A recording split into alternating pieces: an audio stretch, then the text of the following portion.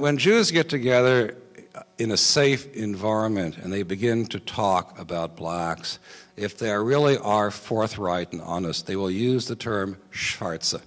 This is a term that today is extremely politically incorrect, needless to say, but it is still being used. It has not died out. In fact, it's almost a badge of one's commitment to the cause among Jews to use this term.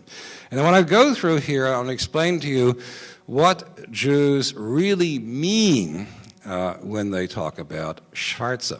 Now, first thing we should say is it is not necessarily a negative word. It is not the same thing as nigger.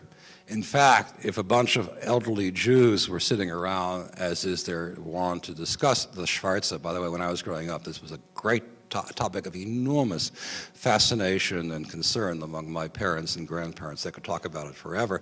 But if you had inserted the word nigger as to receive some kind of lexiconic variety, people would be genuinely offended. I mean, it is not a slur term. It is not a derogatory term. In fact, sometimes there may be even a degree of affection in it, like, I heard Mrs. Schwartz got a new Schwarze. How nice, how nice. Okay. The second thing is that when you use the term Schwarze, it always implies cognitive inferiority. The mental picture of a stupid black embedded in the term Schwarze is true even for pro-civil rights Jews.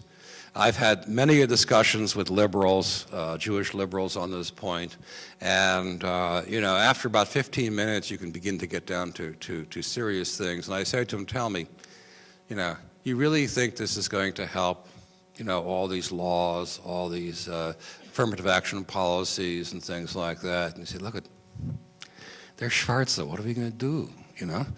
We have to do something for them. They can't do it on their own.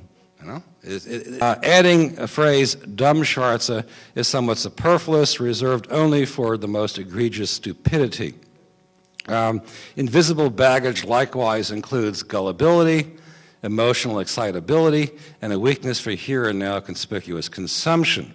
Violence, especially interpersonal alcohol-induced mayhem, is also associated with Schwarze. In other words, if the image that comes to the mind of Jews when you say the word Schwarze is, a rather simple-minded, impulsive, easily seduced by trinket kind of thing, and this, some of you will realize, is extremely close to the traditional Southern image of blacks. In fact, I would argue that it's almost identical to what many Southerners would privately say.